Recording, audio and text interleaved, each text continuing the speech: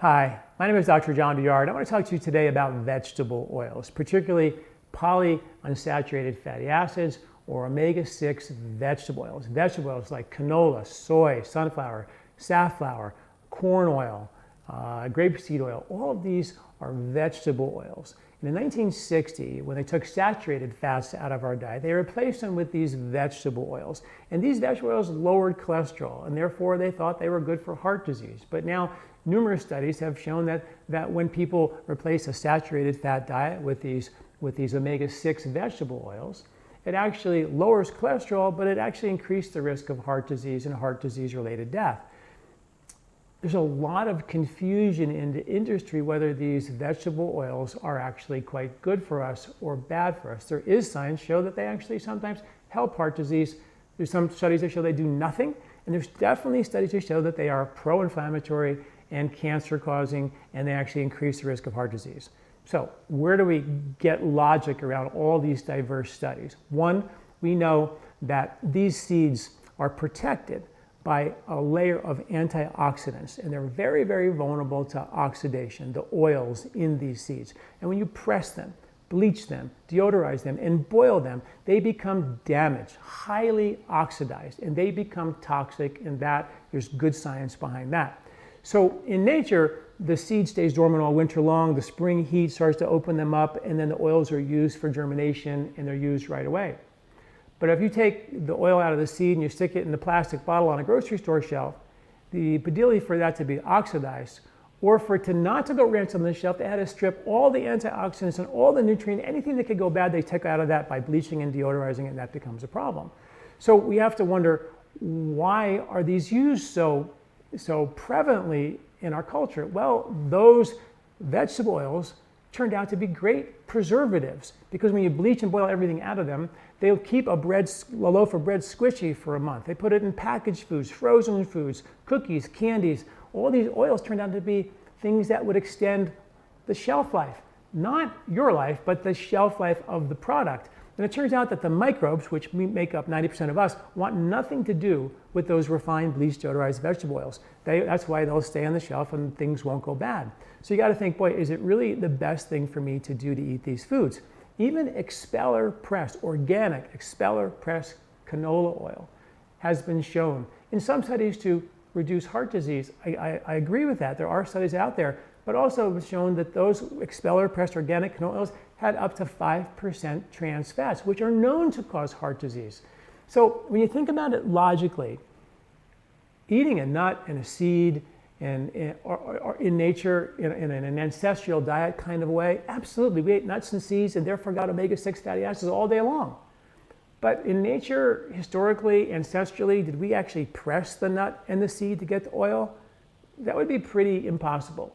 Getting saturated fats from meat and from dairy and from butter and coconuts all day long. We did that ancestrally for thousands and thousands of years, maybe more. But to actually press a seed is something that we created brand new. It's a new thing. And then to take those oils, and the only way you can get those oils out of the seed and keep them from going bad is to refine the heck out of them. And here we go again. They're refined, processed foods.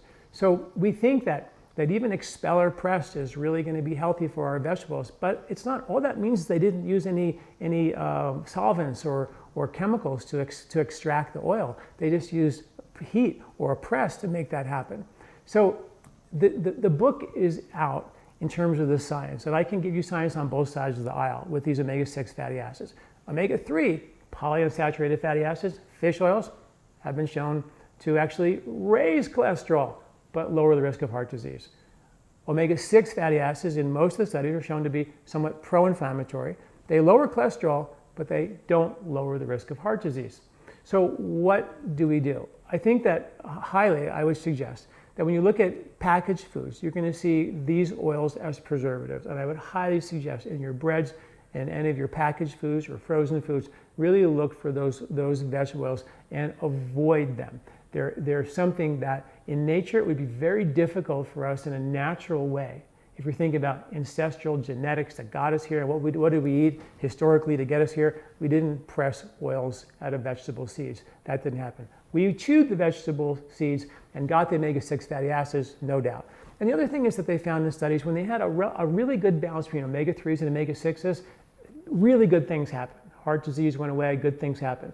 So it's a balance between fish oils, which we probably should get more of in our diet, and not having so many omega-6s. But the ratio of omega-6 to omega-3, the vegetable oils to the fish oils, is so out of whack in our culture that most of us have most of these processed foods in our diet. So we have way too many omega-6s. So at the very, very least, don't buy those oils anymore. Use coconut or ghee or butter oils to cook with your food, or a good quality olive oil. Don't heat that, but use it a light heat or on your foods. But to actually use the vegetable oils in your cooking, because here's the thing, almost every single restaurant, they use these polyunsaturated omega-6 vegetable oils because they're very inexpensive to cook most of their foods. So you're going to get them when you go out to eat, whether you like it or not. It's no way to, even if it's an organic restaurant, they're probably using some polyunsaturated organic version of a vegetable oil. But it's really difficult to avoid out there in the world. So at the very least at home, start using really good quality oils and get the vegetable oils, particularly the polyunsaturated omega-6 out of your diet. And that alone will probably bring the balance back, and then start thinking about good quality fish oils, and bring that ratio back into balance. Thank you for listening. I'm Dr. John Douillard. Hi, did you like this video?